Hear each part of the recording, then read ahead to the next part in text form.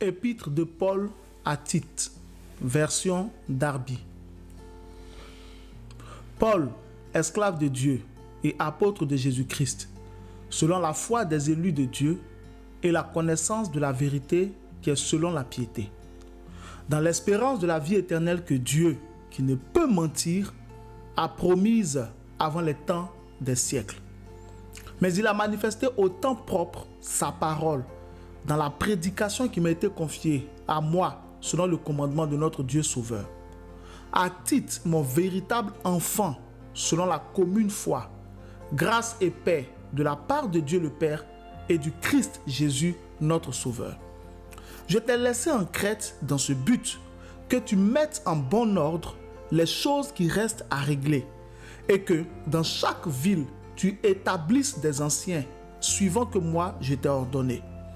Si quelqu'un est irréprochable, mari d'une seule femme, ayant des enfants fidèles, qui ne soient pas accusés de dissipation ou insubordonnés, car il faut que le surveillant soit irréprochable comme administrateur de Dieu, non adonné à son sens, non colère, non adonné au vin, non batteur, non avide d'un gain honteux, mais hospitalier, aimant le bien, sage, juste, pieux, continent, tenant ferme la fidèle parole selon la doctrine, afin qu'il soit capable tant d'exhorter par un saint enseignement que de réfuter les contredisants.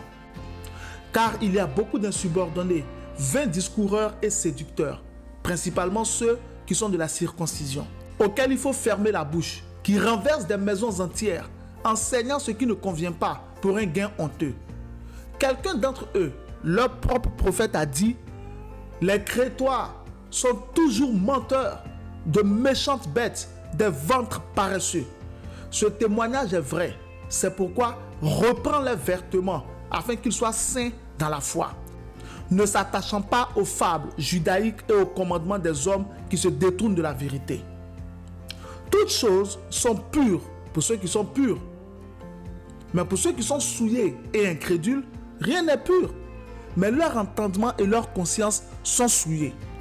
Ils professent de connaître Dieu, mais par leurs œuvres, ils le renient, étant abominables et désobéissants, et à l'égard de toute bonne œuvre réprouvés.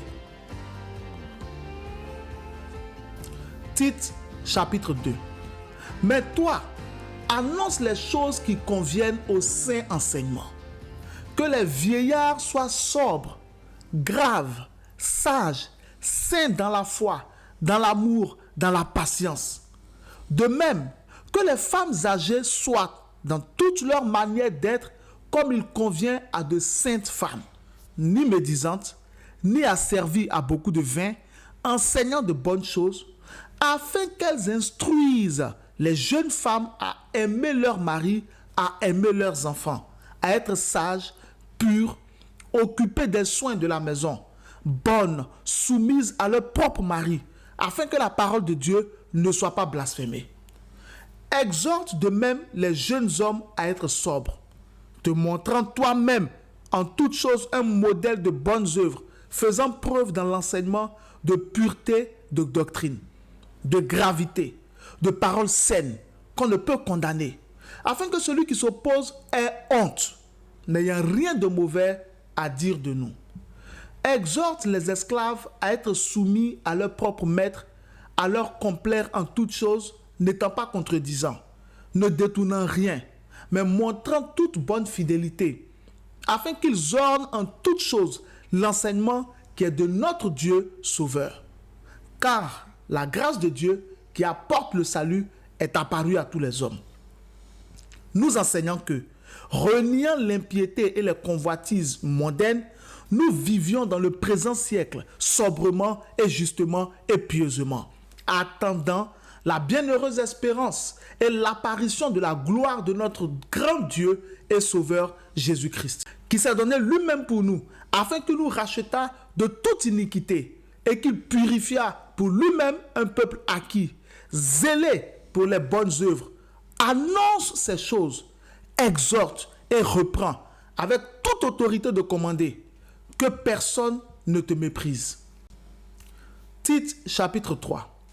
Rappelle-leur d'être soumis aux principautés et aux autorités, d'être obéissants, d'être prêts à toute bonne œuvre, de n'injurier personne, de n'être pas querelleurs, mais modérés, montrant toute douceur envers tous les hommes. Car nous étions, nous aussi, autrefois, insensés, désobéissants, égarés, asservis à diverses convoitises et voluptés, vivant dans la malice et dans l'envie, haïssables, nous haïssant l'un l'autre. Mais quand la bonté de notre Dieu Sauveur et son amour envers les hommes sont apparus, il nous sauva.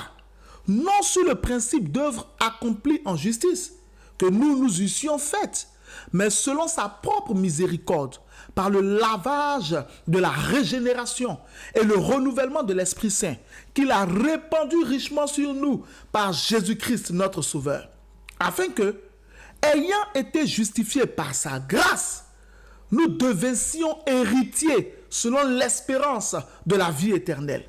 Cette parole est certaine. Et je veux que tu insistes sur ces choses, afin que ceux qui ont cru Dieu s'appliquent à être les premiers dans les bonnes œuvres. Ces choses sont bonnes et utiles aux hommes.